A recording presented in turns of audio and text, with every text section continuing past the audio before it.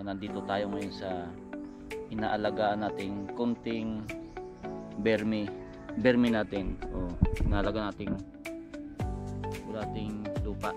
Pakita natin tong unang basis natin na pag-aalaga ng ating mga bermi, kung saan ay naging successful naman yung mga unang basis natin.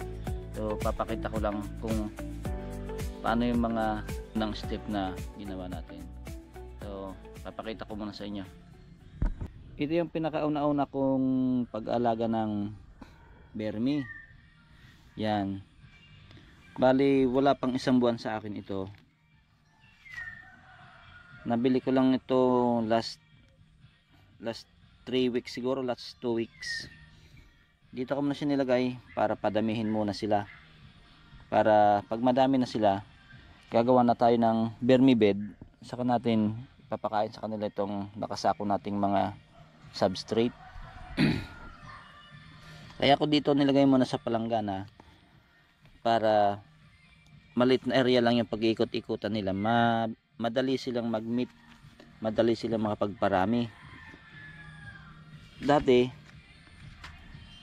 unang araw pala nilagay ko dito ganito lang karami, yan. Kaso tumaas ng tumaas dahil yan nga, gumagawa sila ng vermicast. Tumaas sila hanggang dito napuno.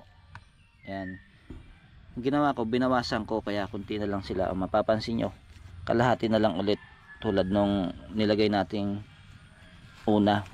Yan, binawasan natin. Ito na yung kanyang vermicast. Yan, siguro kung mga 1 week pa lang, ito na yung kanyang vermicast na napoproduce.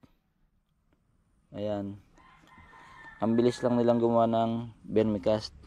Umangat siya ng umangat yung substrate natin, umangat ng umangat. Kaya ginawa natin, binawasan natin, nilagay natin siya dyan, inalis natin. Kasi kung makapal na ang ating substrate, medyo magkakalayo na sila. Medyo may gap sila sa pagmimit.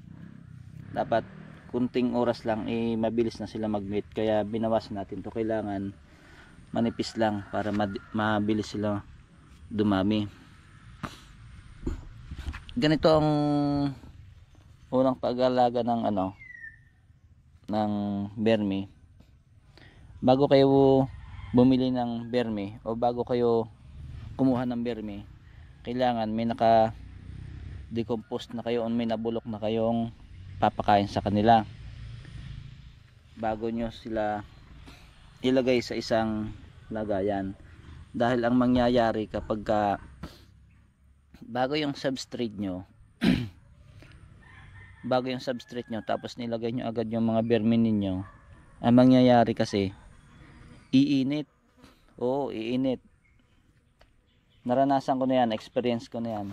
Kasi nung unang dumating sa akin yung bermi ko, bago ko sila nilipat sa isang lagayan, bago pa lang yung aking substrate. Kaya ang nangyari, uminit siya.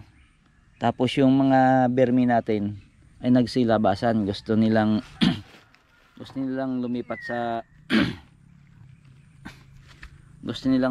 sa malamig na lugar. Ibig sabihin, gusto nilang umalis doon sa substrate. Kasi ang nangyari din sa substrate ay uminit ng uminit.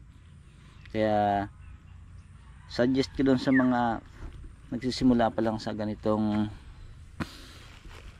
pagbibermi, ay dapat na-decompose nyo na o napabulok nyo na yung ipapakain nyo sa kanila ng at least 3 weeks. Kasi hindi na siya iinit, hindi na iinit yung substrate kapag bulok na siya. Pag nilagay mo na siya sa isang lagayan o sa bermi man yan, sa bermi bed man yan, o kaya dito sa planggana, o kung bermi bin man yan, pag nilagay mo yung bermi ninyo, hindi na magsisalayasan kasi malamig na sila. Tulad nito yan, malamig yung substrate nila, hindi na sila naglalabasan. Kasi dati Unang-una nilagay ko dito, press substrate pa lang nilagay natin. Nagtataka ako kung bakit nagsisagapangan sila dito. Ayan, nagsisitakasan na gusto lumabas.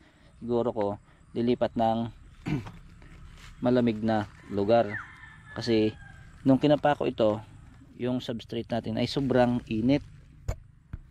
Yun ang dahilan kung bakit ayaw na ayaw ng mga vermi natin yung bagong substrate natin, kaya nagsisalayasan. Kaya nga yun yung suggest ko sa inyo, decompose nyo na muna ninyo yung substrate nyo at least 3 weeks o 1 month, mas maganda. Kasi presko o malamig na malamig. Ito tulad nito, ang ibabaw na lang nito yung hindi pa nabulok, pero ang ilalim nito malambot na yan. Kaya stable na sila dyan, komportable na sila dyan. Ayan kaalis ko lang ng mga vermicast nito nung kahapon, pero papansin natin, ayan madami na naman siyang cast. Ayan, so goal natin dito, paramihin muna sa ngayon, dahil gagawa tayo ng malaking vermi bed. Doon natin sila pakakawalan ng maayos, doon natin sila papakainan na ng marami. So ito lang muna may papakita ko sa inyo.